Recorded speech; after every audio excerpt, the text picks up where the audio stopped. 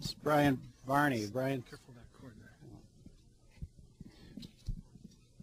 Brian is a 1990 graduate of Northern, and he's going to tell us a little bit about this amazing structure. Well, it's, as you can see, the Leaning Tower of Pisa. It's about 12,000 blocks.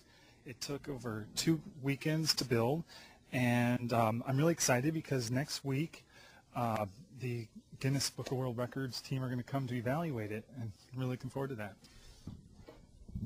Hello? Oh. Jeez, Brian, I don't know what to say.